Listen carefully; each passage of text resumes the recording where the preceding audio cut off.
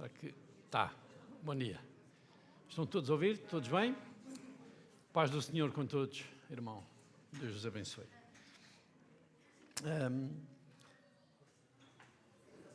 Nós temos estado neste espírito de louvor e adoração, colocando toda a glória em Jesus, porque foi da vontade do Pai que toda a plenitude nele habitasse, não é?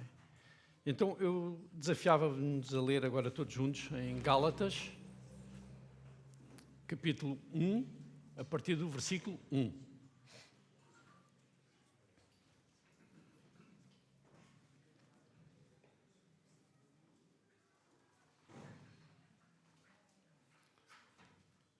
Eu hoje quero falar sobre este Evangelho, sobre a razão do Evangelho, a natureza do Evangelho, e a conclusão vai ser esta: é tudo para Cristo, não é? Acho que é a mensagem que nós devemos relembrar-nos constantemente. Toda a nossa vida é acerca de Cristo, e tem que ser acerca de Cristo e centrada em Cristo. Então Paulo vai escrever esta carta aos Gálatas e vai dizer: Paulo, apóstolo, não da parte de homens nem por homem algum, mas por Jesus Cristo e por Deus Pai que o ressuscitou dentre os mortos. E todos os irmãos que estão comigo às igrejas da Galácia. Graça e paz a vós outros, da parte de Deus, nosso Pai, e do nosso Senhor Jesus Cristo, o qual se deu a si mesmo por nossos pecados, para nos livrar do presente século mau, segundo a vontade de Deus, nosso Pai, a quem seja glória para todo o sempre. Amém. Admira-me que tão depressa estejais passando daquele que vos chamou na graça de Cristo para outro evangelho, o qual não é outro evangelho. Mas há alguns que vos inquietam, querendo perverter o evangelho de Cristo. Mas ainda que nós mesmos, ou um anjo do céu vos anuncie outro evangelho, além do que já vos anunciamos, seja amaldiçoado. Assim como já o dissemos, agora de novo também o digo: se alguém vos anunciar outro evangelho além do que já recebestes, seja amaldiçoado. Persuado eu agora a homens ou a Deus? Ou procuro agradar a homens? Se estivesse ainda agradando aos homens, não seria servo de Cristo. Faço-vos, porém, saber, irmãos, que o evangelho que por mim foi anunciado não é segundo os homens. Não o recebi de homem algum, nem o aprendi, mas eu o recebi pela revelação de Jesus Cristo. Até aqui, irmãos. Pai, obrigado pela Tua palavra, Senhor. E queremos que ela possa produzir vida em nós, que possa trazer revelação de quem Tu és, da Tua obra redentora em Cristo Jesus, e que possa trazer a liberdade, Senhor, que nós precisamos para vivermos servindo-Te como Tu mereces. Faz isso na vida de cada um dos meus irmãos e na minha vida também, para a Tua glória, Pai. Em nome de Jesus. Amém. Então a carta do apóstolo Paulo aos Gálatas é designada também a carta magna da liberdade cristã. O versículo-chave deste livro todo de Gálatas encontra-se no capítulo 2, versículo 16, e diz: sabendo que o homem não é justificado pelas obras da lei, mas pela fé em Jesus Cristo. Temos também crido em Jesus Cristo, para sermos justificados pela fé de Cristo, e não pelas obras da lei. Porquanto, pelas obras da lei, nenhuma carne será justificada. Então este é o propósito da carta, é o propósito central. Mas vamos ver que há um desenrolar. Só para enquadrarmos também nas nossas Bíblias, nós temos a disposição das cartas de Paulo, e essas cartas de Paulo, Romanos, Coríntios, Gálatas, etc., não estão por ordem cronológica. Ou seja, a maneira como elas estão organizadas na Bíblia não são por ordem cronológica. São antes do livro mais extenso, que é Romanos, que tem cerca de 7.100 palavras, até Filemão, que tem cerca de 335. A exceção aqui à regra são as cartas ditas pastorais, 1ª e 2ª a Timóteo e Tito, mas só para perceberem que não é por aquela ordem que foram escritas. Em termos cronológicos, Gálatas é muito provavelmente a primeira carta escrita por Paulo, de todas elas. Foi escrita pelo menos os eruditos que estudam isto, cerca do ano 49 depois de Cristo. Isto acontece quase um ano depois da sua primeira viagem missionária, que terá ocorrido durante o ano 48 depois de Cristo. E nessa primeira viagem missionária, Paulo ministrou a um conjunto de localidades no sul de uma região que se chamava Galácia. E isso incluía as cidades de Antioquia da Pisídia, Derbe, Listra e Icónio. Mais ou menos aquilo é na atual Turquia. Então é uma carta que é dirigida a todas estas igrejas onde Paulo tinha anunciado o Evangelho e não específica para uma igreja, como nós vemos geralmente nos outros, apesar das cartas serem lidas, depois nas várias e eram transmitidas, mas neste caso é mesmo uma carta dirigida a toda aquela região onde Paulo já tinha anunciado o Evangelho. Então, depois disto, depois de Paulo lá ter estado a anunciar o Evangelho, de se terem criado comunidades, igrejas, Paulo vem a saber que alguns se infiltraram, alguns judeus, e que vão anunciar um evangelho diferente daquele que ele tinha pregado. E Paulo vai dizer que o evangelho que ele recebeu foi de Cristo. E o evangelho que eles estavam agora a receber já não era o evangelho de Cristo. Então, isto para Paulo é muito problemático, não é? É a deturpação total daquilo que tinha sido ensinado, pela maneira como eles tinham chegado a Cristo. Em todos os lugares onde na região, havia muitos judeus. A maior parte deles vinham da diáspora. Nesta altura, esta diáspora tinha sido a diáspora da Babilónia. Foi o grande movimento e êxodo dos judeus e muitos não quiseram voltar, como nós líamos quando estudamos a parte do Antigo Testamento, depois de ter estado com os persas e tudo. Muitos ficaram nas regiões onde estavam. E esses judeus continuaram a praticar o judaísmo e criaram as sinagogas e viviam em torno das sinagogas. E muito provavelmente, quando Paulo fala aqui de quem estava a ensinar o novo Evangelho, eram alguns desses judeus, que alguns até se converteram, mas que não se conseguiam desligar da religião judaica. Então, a segunda diáspora vai acontecer apenas no ano 70, portanto não estamos a falar desses, quando os romanos vão destruir Jerusalém e o templo, mas só por curiosidade também, isto é bom ter um bocadinho de cultura geral, os judeus que vieram para o norte da África e que vieram para a Península Ibérica eram designados os judeus sefraditas. E, portanto, quando vocês leem livros da história de Portugal e encontram os judeus, geralmente são esses judeus que eles falam, os judeus sefraditas, esses são oriundos desta diáspora também. E depois, com a perseguição que há aos cristãos cerca do século XV, são mesmo estes judeus também que partem para as Américas e partem para outros lados do mundo. A problemática, então, que está instalada aqui, e que Paulo vai tentar tratar em Gálatas, é que, neste momento, há judeus a converterem-se ao cristianismo e há os gentios a converterem-se ao cristianismo. E há aqui um grande problema cultural de ligação. Os judeus vão ensinar, por causa da referência que eles têm à lei de Moisés, que se calhar a mensagem que Paulo está a pregar da graça de Cristo não é suficiente. Eles também têm que cumprir algumas das obras da lei que a lei mandava para serem aceitos por Deus. Então, a estes judeus dá-se o nome de judaizantes. São aqueles que queriam converter os gentios em judeus, dizendo que a graça não é suficiente. Então, eles queriam forçar a circuncisão e a observância das festas judaicas aos convertidos, aos gentios. E o que é que eles vão fazer? Qual é a estratégia que vão fazer?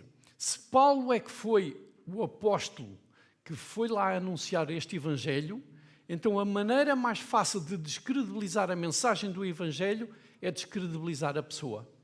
E vão pôr em causa o apostolado de Paulo. E vão provavelmente acusá-lo: tu não és um dos 12, tu não estiveste com Cristo. Portanto, tu és um apóstolo, quanto muito, de segunda categoria. Tu não tens autoridade para ensinar isso. E é isso que vai estar no meio e vai trazer dissensão naquela igreja. E é por isso que Paulo vai ser tão duro nesta carta. Então ele escreve esta epístola com alguns objetivos. Em primeiro lugar, um objetivo pessoal, que é defender o seu apostolado e a mensagem.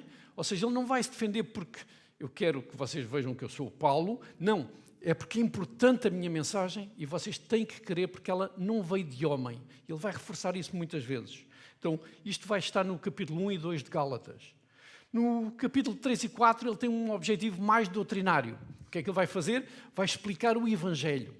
E vai usar, e eu não vou entrar aqui, porque aqui o pastor Loureiro tem estado a trabalhar nessa área, vai pegar na história de Abraão, não é? E nós temos ouvido a importância de Abraão, a sua descendência, que é Cristo. E depois vai ter um objetivo muito prático nos capítulos 5 e 6, que é como é que se vive este Evangelho na prática. Como é que nós que fomos libertos podemos agora usar essa liberdade como deve de ser para servir a Cristo. Em palavras simples, podemos dizer que os fariseus, e pegando numa perspectiva mais teológica, eles queriam obter a justificação mediante a observação de alguns preceitos, de algumas regras, da observação da lei. Então eles queriam chegar à salvação através da santificação. E o que Cristo vem dizer é que não, nós somos salvos pela graça, não é pelas obras. A santificação é um processo que vem após o trabalho que Cristo fez em nós. Então, apesar de serem constantes na adoração, ortodoxos até na teologia e até algo morais na sua conduta, os fariseus pensavam que Deus ia responder na medida daquilo que eles faziam para Deus. Eu fui buscar estas palavras a um teólogo americano, que é Philip Ryken, e ele diz também que, embora Deus estivesse nas suas mentes e também nas suas ações, ele não estava nos seus corações. E este sempre foi o grande problema de Cristo com os fariseus. Aqueles punham peso em cima das pessoas e não viviam o Evangelho da liberdade que Jesus vinha anunciar. Por isso, ao ouvirmos hoje esta mensagem sobre o Evangelho, que possamos então ouvir não apenas de uma forma intelectual, não apenas com a nossa mente, mas também que esta mensagem chegue ao coração de cada um de nós e que possa realmente cada um entender qual a liberdade que Cristo, como nós cantávamos há bocadinho, é tudo por causa de Cristo. E se nós somos libertos, é por causa de Cristo. Então que possamos entender essa mensagem e possamos viver a prática, o resultado dessa mensagem também nas nossas vidas. Um outro pastor, professor e escritor, que já morreu, chamado Guilherme Hendrickson, ele dizia: a todos os que estão dispostos a crer na palavra de Deus, Gálatas mostra o caminho para a verdadeira liberdade. E vai usar Gálatas 5:1 para mostrar isso, quando diz: estai, pois, firmes na liberdade com que Cristo nos libertou, e não torneis a meter-vos debaixo do jugo da servidão. Este autor diz ainda que essa liberdade genuína não é o legalismo, nem a libertinagem. É a liberdade de ser, e mete entre aspas, escravo de Cristo. Então, Gálatas é uma carta essencial na defesa contra todas as falsas mensagens que se intitulam Evangelho. E estamos a falar, e eu vou dar alguns exemplos, do sacramentalismo pagão da Igreja Católica Apostólica Romana, quer seja a doutrina fantasiosa de Joseph Smith e Brigham Young, que são os fundadores do mormonismo, quer seja ainda as destruções da seita de Testemunhas de Jeová, quer seja até de muitas igrejas ditas evangélicas, que vivem um outro evangelho. Então, a primeira parte, os primeiros 5 versículos, Paulo vai fazer a defesa do seu apostolado e do evangelho que ele anunciou.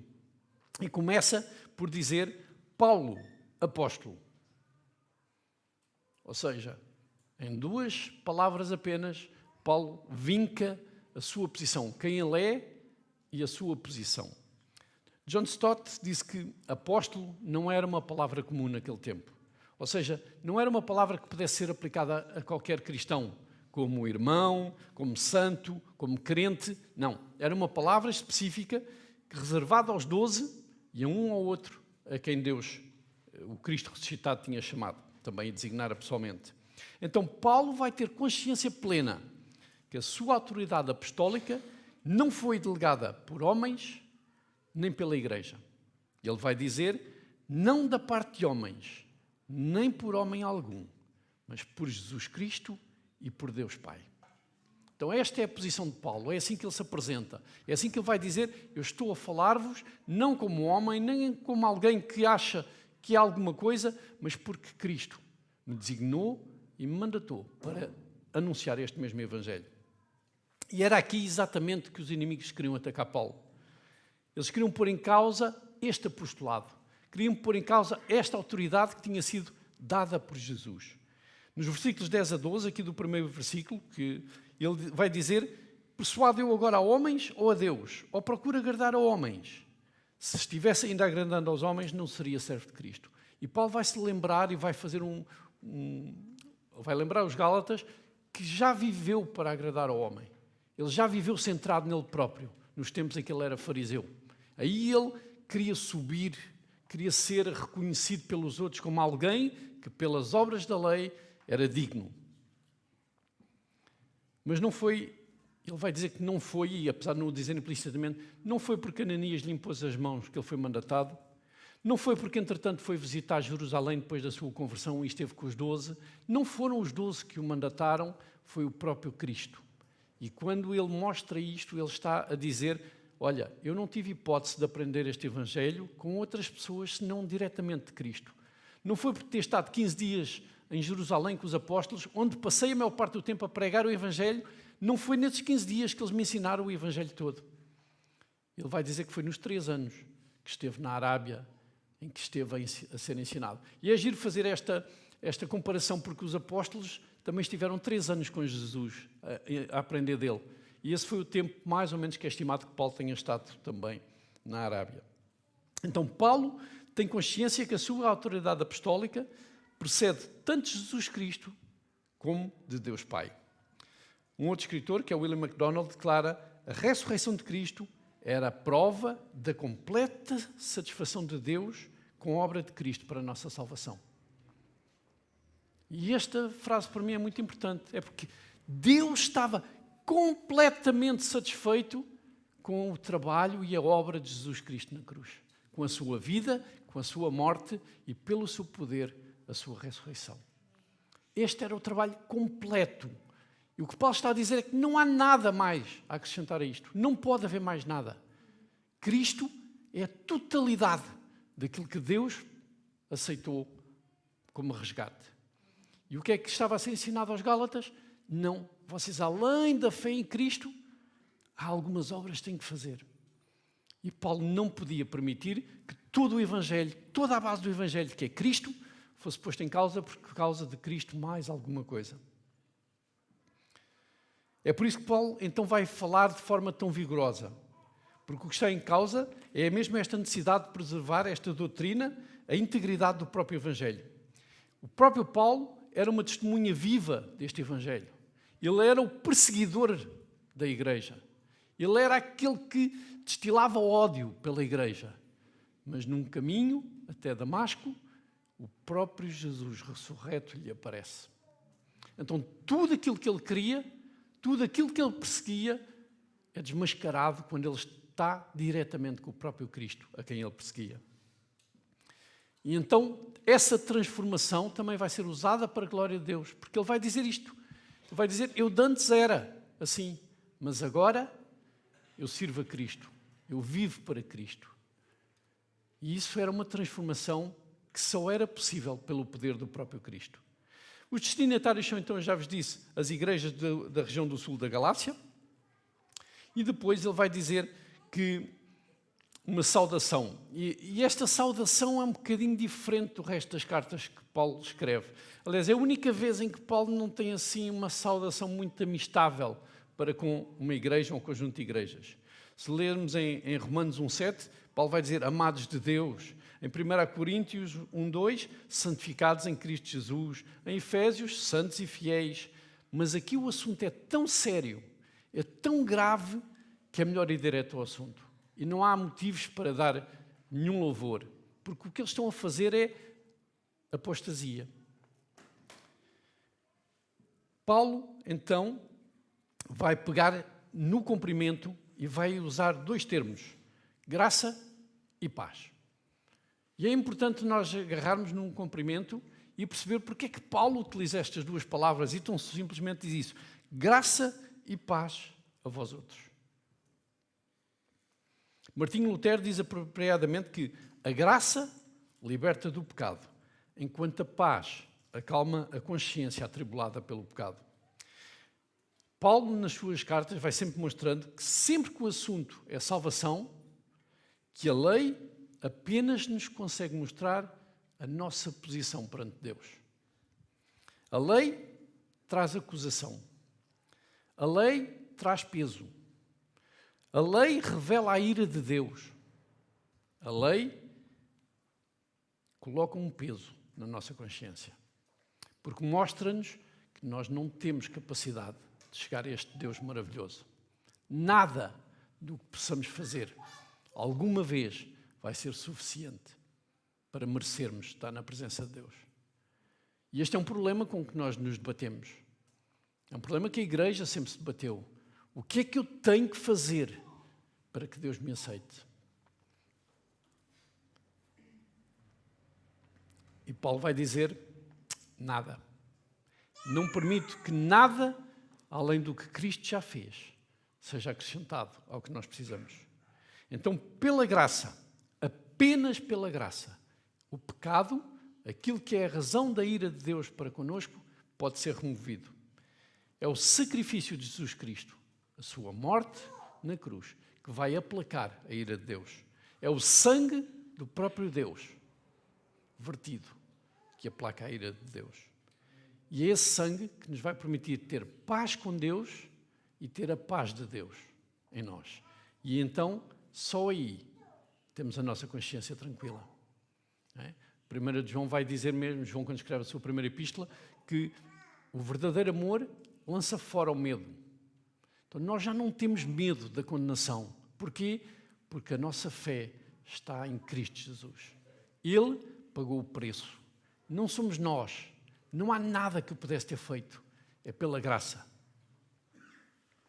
Então, a graça é a raiz da salvação. Não resulta das nossas ações para com Deus, mas é o resultado da obra de Deus em Cristo. E William Hendrickson diz que a graça é a ação do juiz, Deus, não é? Que não somente perdoa a pena, mas também cancela a culpa do ofensor e ainda o adota como seu próprio filho. Este é o trabalho de Deus em Cristo Jesus. Este mesmo autor diz que a graça traz paz. E a paz é tanto um estado, ou seja, nós passamos a ter um estado de reconciliados com Deus. Esse é o nosso novo estado. Nós antes éramos inimigos e agora já não somos inimigos por causa da obra de Cristo, mas também é uma condição, ou seja, traz-nos então esta convicção interior, ou seja, o Espírito contente com o nosso Espírito de que somos filhos de Deus, não é? Já não somos nós, não é o nosso merecimento, é tudo reconhecer que é Cristo em nós, esperança da glória, não é? Colossenses 1:20, Paulo, e já lemos hoje, diz que, havendo por Ele, por Cristo, feito a paz pelo sangue da sua cruz. Esta é a nossa paz, o sangue vertido na cruz. E por meio dele, reconciliar-se consigo mesmo todas as coisas, tanto as que estão na terra como as que estão nos céus. E então, somos levados ao Evangelho, a entender a natureza do Evangelho. E Cristo não foi à cruz para ser lembrado como um mártir. Cristo não foi à cruz para fundar uma religião. Cristo não foi à cruz porque não tinha escapatória, porque os romanos o cercaram, porque os fariseus arranjaram-lhe forma. Como o apóstolo João escreveu no seu livro, no Evangelho de João, capítulo 10, versículos 11, 17 e 18, Jesus foi à cruz porque se entregou voluntariamente e por amor. Foi Ele que escolheu. Foi o Pai que designou e o Filho concordou. E juntos operaram a única forma de sermos redimidos. Foi uma morte então vicária, uma morte em favor de alguém, uma morte substitutiva. E temos isso também visto quando o pastor Alexandre tem pregado sobre João 13, 14. Vimos que Jesus amou-nos e amou-nos até ao fim. Amou-nos até ser morto, até à morte, por causa do amor que tem. Mas se a motivação de Jesus foi o amor de Deus, a razão pela qual ele teve que padecer foi pelos nossos pecados. Jesus morreu na cruz, segundo as Escrituras, pelos nossos pecados. E isso está escrito em 1 Coríntios 15:3. Jesus deixou-se, então, ser executado, passou para a situação de culpado, apesar de ser o único que era justo, Para quê? Para que todos os culpados pudessem alcançar justiça mediante a fé. Mediante a fé no seu sacrifício. 2 Coríntios 5:21 diz: aquele que não conheceu pecado, o fez pecado por nós, para que nele fôssemos feitos justiça de Deus. É nele. E, portanto, quando o inimigo nos ataca e diz, vocês não merecem, a nossa resposta é verdade. Nós não merecemos, mas fomos feitos justiça de Deus em Cristo Jesus. E este é o Evangelho da graça. Não somos nós, é o trabalho de Cristo em nós. Então, o propósito do sacrifício de Cristo na cruz, primeiro vimos a natureza, agora vamos ver o propósito, era para nos livrar deste século mau. Diz mesmo, o qual se deu a si mesmo por nossos pecados, para nos livrar do presente século mau. Versículo 4. O propósito, então, desta morte vicária foi para, de alguma forma, sermos libertos, e quando falamos em libertação, quer dizer que estávamos presos. E este é o problema quando nós anunciamos o Evangelho. Perante uma sociedade hoje que fala na importância do eu, que nós somos livres em nós próprios, quando podemos fazer aquilo que achamos que é bom, essa é a verdadeira liberdade que é anunciada. Aqui é o contrário. Nós, pela lei, quando lemos a Bíblia, somos levados à conclusão que não somos livres. Antes, somos escravos do pecado. Ainda há dias estava a ver uma história, não sei como é que se chama, acho que é uma história, finge que vocês não ouviram, está bem? Uma coisa qualquer lá, daquelas animações que aparecem no YouTube, ou não é TikToks, porque eu não tenho TikToks, mas deve ser no Insta, assim, uma coisa, como é que se chama no Insta? É uma história, então acertei. Pronto, então é uma história. E era então um jovem a dizer que estava a conversar com os amigos e a provar que ele não era escravo por ser cristão. Porque eles acusavam de, tu não podes fazer isto, és um escravo. E ele fez então com eles uma aposta e disse assim, então olha, para mostrar quem é que é escravo, vamos fazer assim, durante 15 dias vocês não bebem, não fumam e não veem pornografia, ok? Então vamos ver. E depois ele fez essa aposta com os amigos e chegou ao fim e os amigos não conseguiram cumprir. E ele disse-lhes, então, afinal, quem é que é escravo? E é um bocadinho isto que nós somos levados muitas vezes a pensar que somos livres e que isto é uma escolha nossa. Nós podemos escolher ver ou não ver, fumar ou não fumar. Não, a maior parte das pessoas são escravas. Somos escravos daquilo que o mundo ensina. Vivemos à volta de uma doutrina, que é a doutrina do mundo. Aliás, temos visto isso no Qatar, não é? Em que há uma guerra extra-futebol, em que o que se anuncia é apenas os movimentos LGBT, é os direitos das mulheres, mas em torno de quê? É que eu não vejo ninguém a querer uma abraçadeira a defender as mulheres. Eu não vejo nenhuma seleção a dizer assim, olha, não, a nossa abraçadeira é para defender os direitos das mulheres, ou a defender o direito daqueles que estão a ser maltratados. Não. O que é que eles todos querem usar? A defesa dos direitos LGBT. Mas isto também vem porque esta é a questão que o mundo está a atravessar. E nós temos que voltar à palavra. A mensagem de Jesus é, centrem-se no Evangelho. O Evangelho é a salvação para todo aquele que crê. É o Evangelho. E, portanto, o mundo anda disperso, com outras guerras, e nós não nos podemos esquecer onde é que é a nossa fonte. Onde é que é o centro das nossas decisões. Colossenses 1,13 diz, o qual nos tirou da potestade das trevas e nos transportou para o reino do Filho do seu amor. Paulo também em Romanos 8, versículos 1 a 4 diz, portanto, agora nenhuma condenação há para os que estão em Cristo Jesus, que não andam segundo a carne, mas segundo o Espírito. Porque a lei do Espírito de vida em Cristo Jesus me livrou da lei do pecado e da morte. Porquanto, o que era impossível à lei, visto como estava enferma pela carne, Deus, enviando o seu Filho em semelhança da carne do pecado, pelo pecado condenou o pecado na carne, para que a justiça da lei se cumprisse em nós, que não andamos segundo a carne, mas segundo o Espírito. Então Paulo está aqui a mostrar também aos Gálatas a razão, a natureza, o propósito do sacrifício, mas está-nos a lembrar o para quê. Qual é este propósito? Ou seja, nós vivemos em contraste com este mundo que Paulo aqui representa. Esta era má, esta era em que os homens malvados que o compõem querem impor uma doutrina que não agrada a Deus. E querem mostrar que essa é a única forma de estarmos bem uns com os outros. Esta tolerância, esta maneira de estar, mas que é contrária aos preceitos de Deus. Então, por contraste com este mundo que Paulo aqui apresenta, nós temos o quê? A implantação do reino de Deus. É uma nova era, e nós não nos podemos esquecer isto, que já foi inaugurada por Jesus Cristo, mas que vai ter a sua consumação apenas na segunda vinda. E nós não nos podemos esquecer disso. Jesus está às portas e Ele vai voltar para buscar a sua igreja. Então, o Evangelho é uma libertação. É a libertação desta escravidão que nós tínhamos. É o fruto, então, de uma operação de resgate, de um poder opressivo que existia sobre nós e que só Cristo teria poder para o fazer. Então, nós temos de ter consciência que fomos libertos. Não há campo neutro.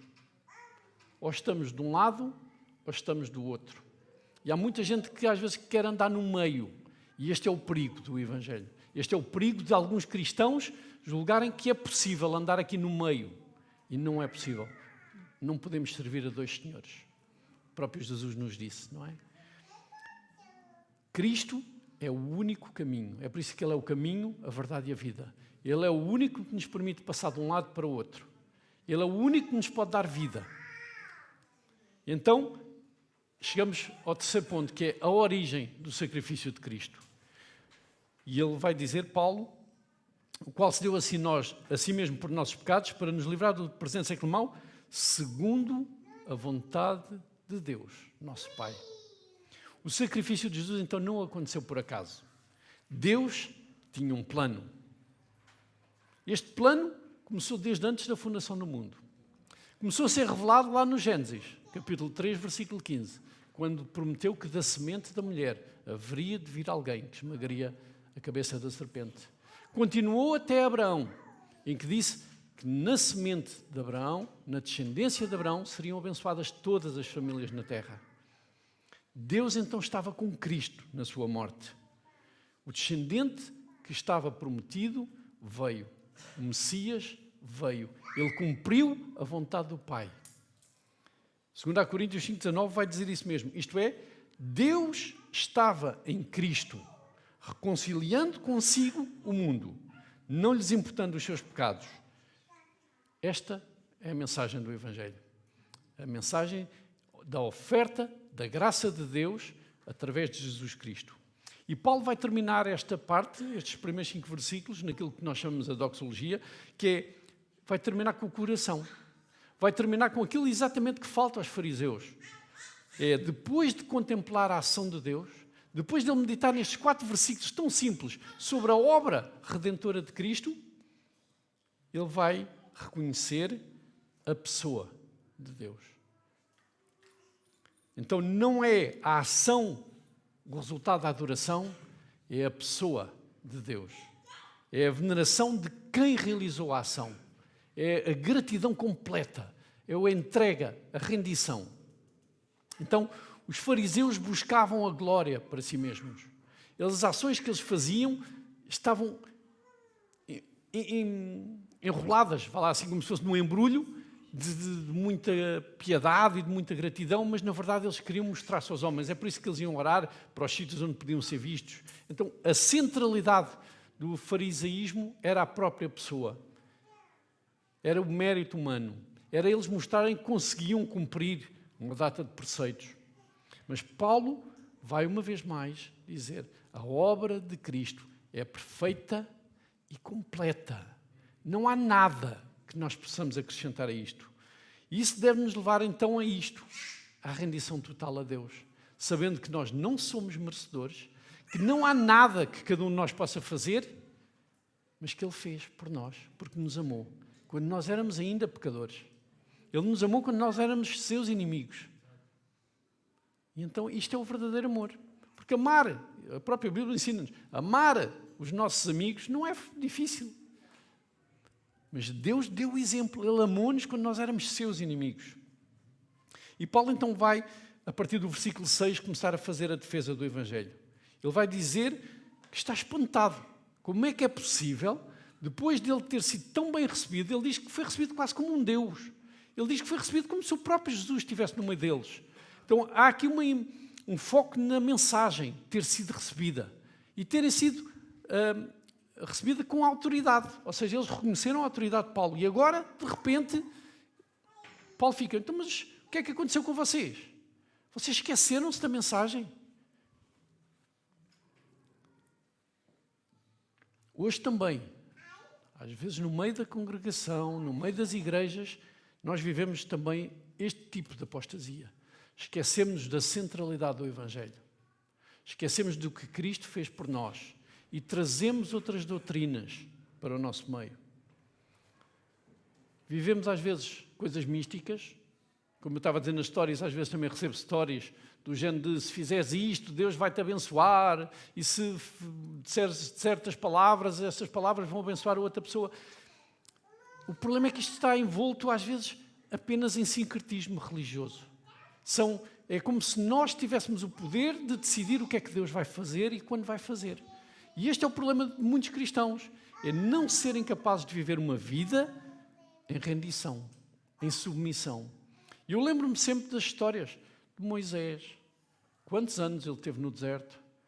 De José, e os meus filhos sabem isso, que a gente estamos sempre a fazer isso, teve tanto tempo até ser chamado e até entender o propósito de tudo o que passou.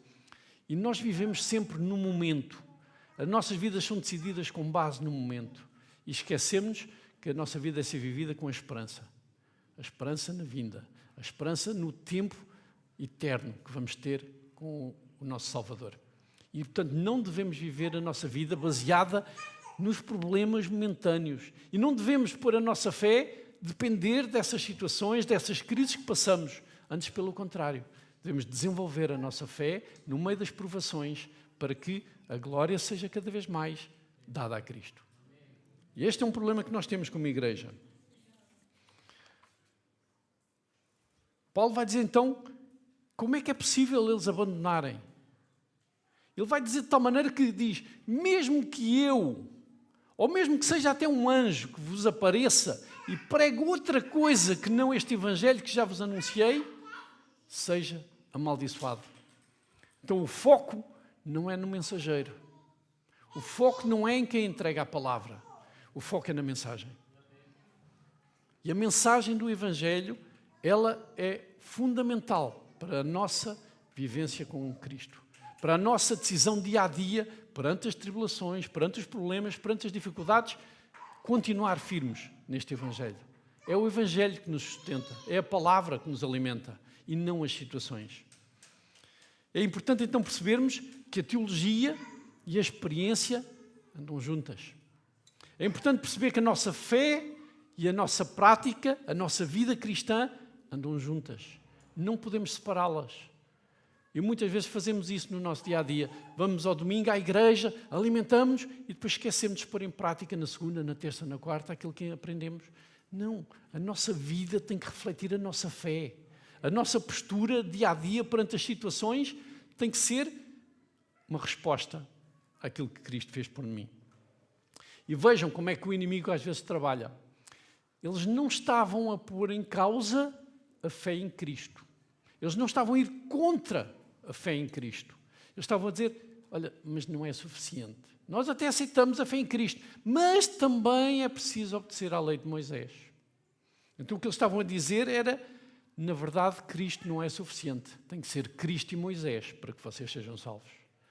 E isto era uma aberração para Paulo.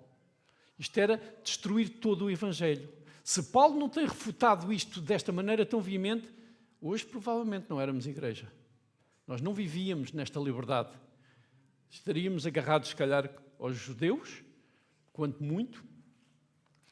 Os meus filhos estão sempre a gozar comigo porque eu fiz aquele estudo de hereditário, de hereditariedade, e deu lá que eu tenho uma parte também de judaica. Eu digo sempre que essa é a minha parte rebelde, não é? Mas pronto. Mas os judaizantes estavam a entrar neste legalismo, que é um princípio incorreto, mas que afirma que Deus então aceita as pessoas com base na sua prática. Ou seja, nós não temos que agir para provar a Deus nada. Nós temos que agir para mostrar a nossa gratidão a Deus, para mostrar o quão indignos nós éramos, o quão imerecedores nós somos, e não há outra hipótese se não rendermos completamente e passarmos a viver neste amor. Então, Paulo vai usar aqui uma chalaça com as palavras, vai dizer, não há outro evangelho, ou seja, estamos a ensinar outro que não é outro. Então, a tradução está outro, iguaizinhos, mas no original são dois termos diferentes. E eu só vou pegar nisto porque é muito importante. Diz assim, a primeira palavra para outro é heteros. E heteros quer dizer que é outro, mas de outra substância. Uma coisa completamente diferente. Ao passo que allos é outro, mas da mesma substância. Igual, que se pode comparar, que tem a mesma forma. Então, Paulo vai usar este trocadilho para mostrar aos Gálatas que se voltaram para o outro, heteros, evangelho, que não é outro. Ou seja, eles estão a dizer, ok, vocês viraram-se para o outro, que é de uma substância diferente. Não é outro parecido, da mesma substância, em que se podemos encaixar. Não, vocês estão mesmo aqui a sair fora. Vocês estão a entrar numa apostasia completa, porque não é nada daquilo que vos foi anunciado. Chegamos ao fim do que eu tinha preparado, mas não ao fim da mensagem. Era muito cedo, para vocês hoje até faziam uma festa. Pelo menos minha mulher e os meus filhos lá em casa. Porque eu disse que ia só pregar meia hora. Mas eu queria resumir isto pegando em Efésios 2, 8 e 9, que diz: porque pela graça sois salvos, por meio da fé. E isto não vem de vós, é dom de Deus. Não vem das obras, para que ninguém se glorie. E estes dois versículos para mim são tão importantes, principalmente quando eu penso no relacionamento que nós temos de ter como igreja. Ninguém está numa posição superior a outro. Não é por ser homem, nem por ser mulher, nem ser por judeu, ou gentil, ou livre, ou escravo, nada disso. Nós estamos todos no mesmo patamar perante Deus. Mas eu quero pegar nesta ressalva mesmo. E Paulo vai fazê-lo em Gálatas, e vai fazê-lo ainda aqui nestes versículos que nós lemos, em Efésios, vai no versículo 10 dizer: porque somos feitura sua, criados em Cristo Jesus para boas obras, as quais Deus antes preparou para que andássemos nelas. Então, a nossa resposta tem a ver com isto. Deus é que preparou a forma de estarmos, de lidarmos, de andarmos. Deus tem um plano para as nossas vidas. Foi Ele que preparou tudo isto. E Ele preparou-nos e criou-nos e virou-nos deste império das trevas para o reino do Filho do seu amor. Para quê? Para agora andarmos pelo Espírito. Não mais andarmos a praticar as obras da carne. Mas não é para merecermos a sua salvação. É o contrário. É porque fomos salvos, estamos livres para servir. Nós não servimos para sermos salvos. Aqui não podemos trocar os papéis, não podemos inverter aquilo que é a salvação, que não é nada nossa, mas temos a parte da resposta, a parte de como é que nós aceitamos. E sem frutos, não mostramos que estamos salvos. Paulo vai apresentar e explicar então o Evangelho nos capítulos 3 e 4, como eu vos disse, mas vai terminar nos capítulos 5 e 6 falando da forma prática como esta graça que nos alcançou e esta fé no Evangelho depois tem que ser vivida. E vai dar exemplos na comunidade cristã. Como é que eles devem viver uns com os outros. Atenção que o que Jesus disse foi, em Mateus 7,21 está registado: nem todo o que me diz Senhor, Senhor, entrará no reino dos céus, mas aquele que faz a vontade do meu Pai que está nos céus. Ou seja, não são as nossas palavras que vão definir como é que nós vivemos o Evangelho. É as nossas ações. Tiago vai dizer isso também. Assim também a fé, se não tiver as obras, é morta em si mesma. O que Tiago está a dizer não é que somos justificados. Não, esse é outro patamar. Tanto Tiago como Jesus estão a dizer que nós temos que obedecer. É a resposta, a única resposta a dar a quem nos libertou. Paulo vai dedicar então estes 2 capítulos e vai dizer como é que devemos viver a liberdade do Evangelho. Não é por termos fazemos isso, que somos cristãos de primeira classe, de segunda classe, de terceira classe. Não. A nossa posição com Deus é claríssima. Nós não merecemos nada. É tudo pela graça. Mas a vontade do Pai é que nós vivamos estas obras que lhe dão glória, que o revelam porque têm um propósito. Não é para nós nos gabarmos, a dizer, eu sou crente, eu faço as coisas todas que Deus me manda, vocês são de segunda classe. Estamos a entrar no farisaísmo. Somos novas criaturas. Fomos gerados de novo, de semente incorruptível. Fomos regenerados pelo sangue de Cristo. E não basta afirmar isso. Há que viver isso. Esta é a diferença. Não é? Se nós fomos regenerados, se fomos gerados de novo, se somos novas criaturas, então onde é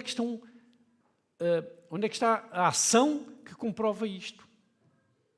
Porque se nós dissermos apenas, como Jesus dizia em Mateus 7, Senhor, Senhor, e se nos limitarmos a usar a nossa boca para mostrar esta crença, nós não estamos a viver esta nova identidade que temos em Cristo. E como é que nós vivemos isso? Pela prática do amor. Gálatas, no capítulo 5, eu vou só ler um bocadinho mais à frente, versículos 13 a 18, diz, porque vós, irmãos, fostes chamados à liberdade. Então isto é o ponto assente. Nós fomos libertos por Cristo.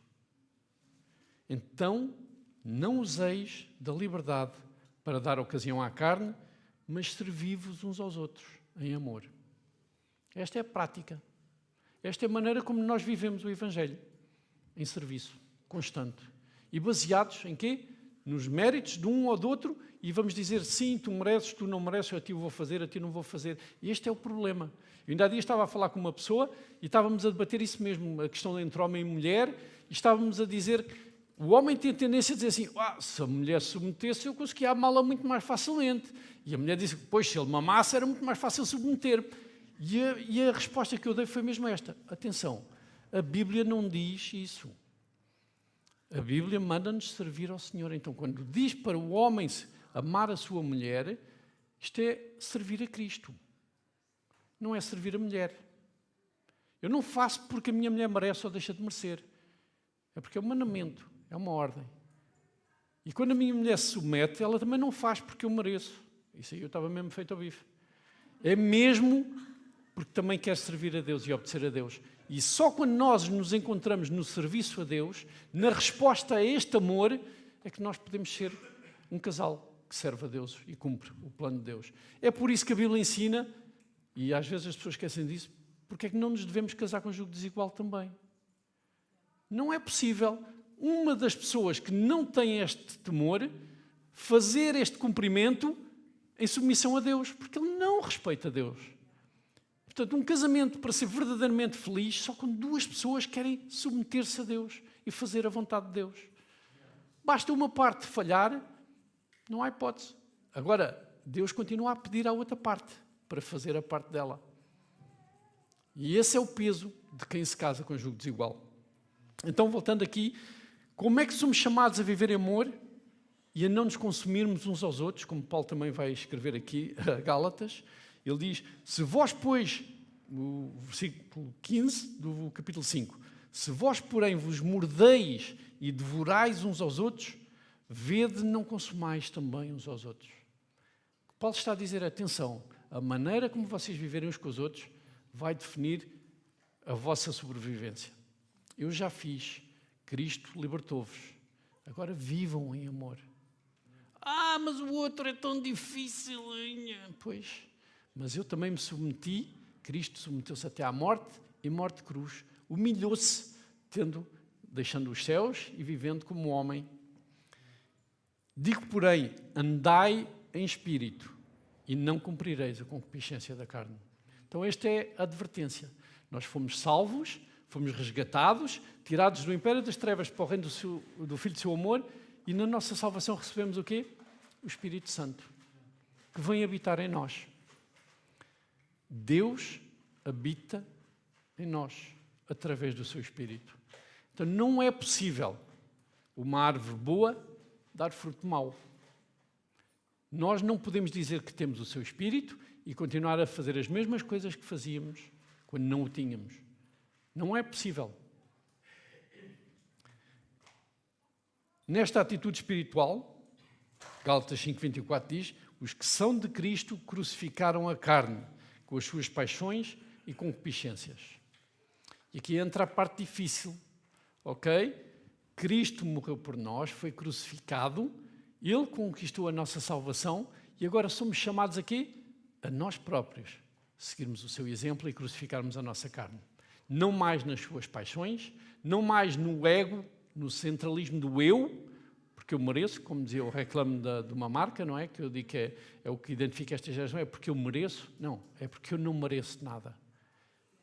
E eu tenho tudo. Esta é a riqueza. Ele fez-se pobre para que nós fôssemos ricos. E é nesta, então, a atitude espiritual que devemos resolver as nossas diferenças. É nesta atitude espiritual que nós temos que saber viver uns com os outros. Olhar uns para os outros, não de cima para baixo, nem de baixo para cima, mas de igual para igual, sabendo que o que queremos é honrar este Evangelho. Honrar a Deus, amando o meu próximo. Nós fomos chamados para anunciar a Cristo e andamos muitas vezes ocupados a defender a nossa posição e não o Evangelho, e não a Cristo. É uma tendência que nós temos. Ninguém gosta de não ter razão. Eu, pelo menos, não gosto de não ter razão. Detesto quando me apontam qualquer coisa e a minha primeira reação, infelizmente, nunca é muito boa, nunca é logo, obrigado por me corrigires, obrigado por mostrares que eu estava errado. Ninguém gosta de fazer isso. Mas nós temos que deixar o Espírito Santo trabalhar em nós. Nós temos que nos humilhar e perceber que as pessoas também são movidas pelo amor quando nos apontam os nossos erros.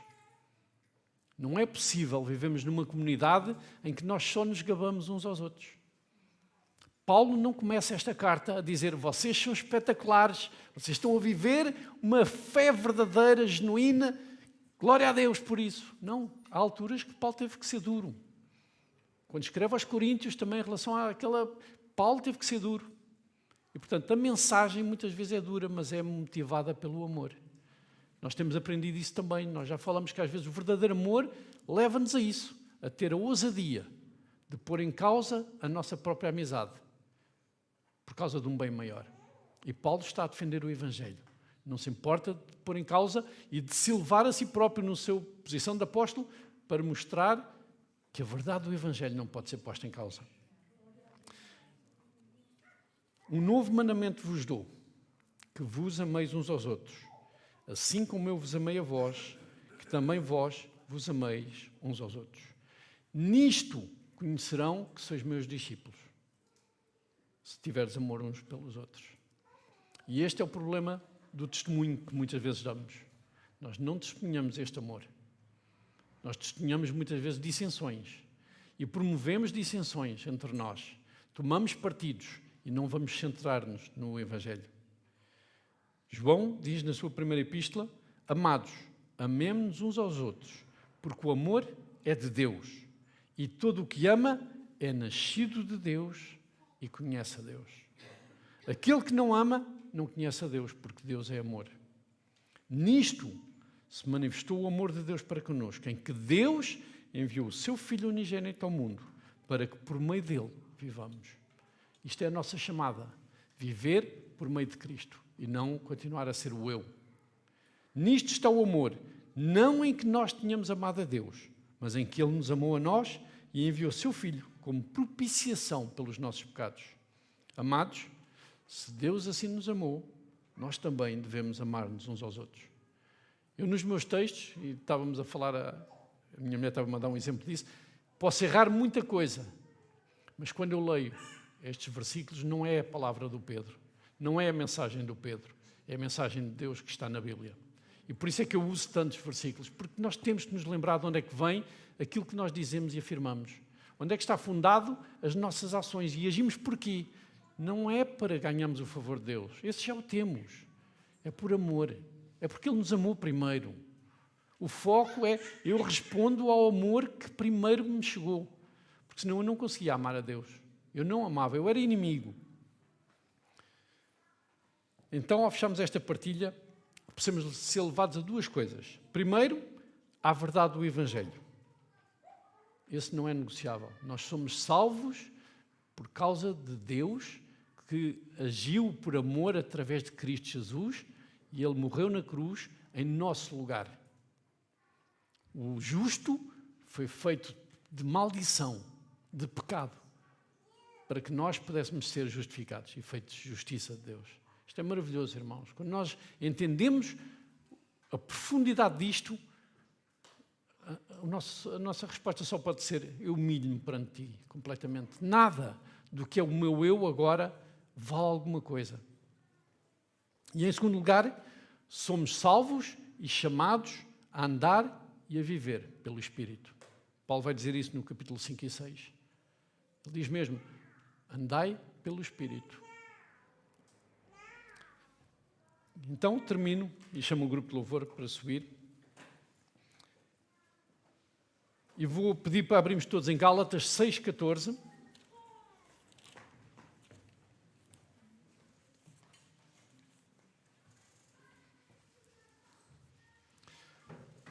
Não vai dar para lermos todos em voz alta, como eu muitas vezes faço, porque temos versões diferentes, mas quero que cada um leia com uma pequena ressalva. Primeiro, a primeira vez que ler, lê exatamente como está. A segunda vez vai tirar o mim, o eu, o mim, tudo o que é pronome pessoal vai substituir por pronome coletivo, o nós. Está bem?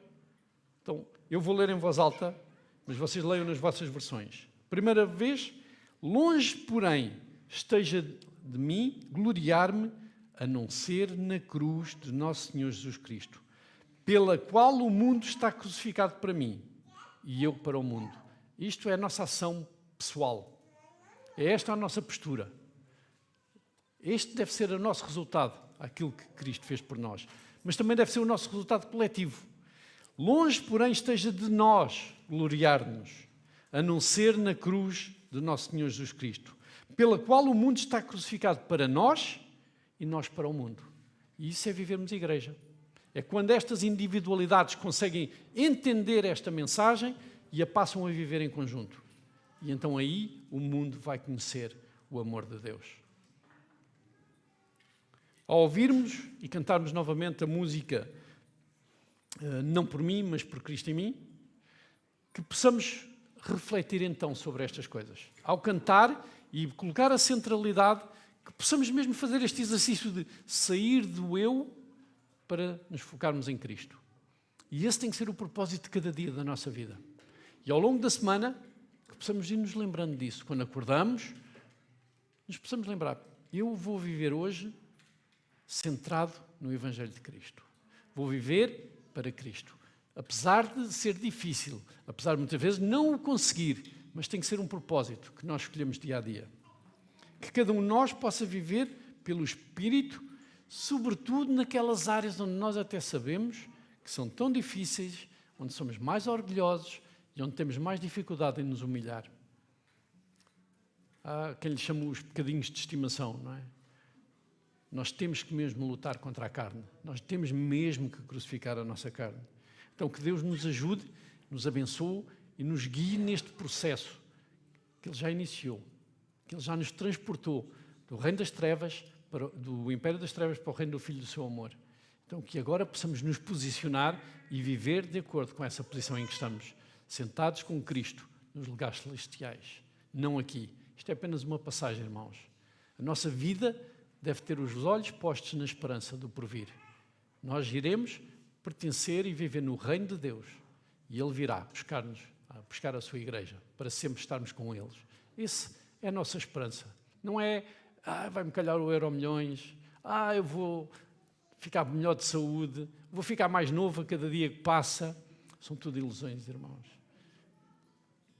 Tudo ilusões. Mas esta esperança, Deus não falha. Ele vai voltar para nos resgatar e nos levar para junto dele. Amém. Convidava a igreja a ficarmos de pé enquanto cantamos.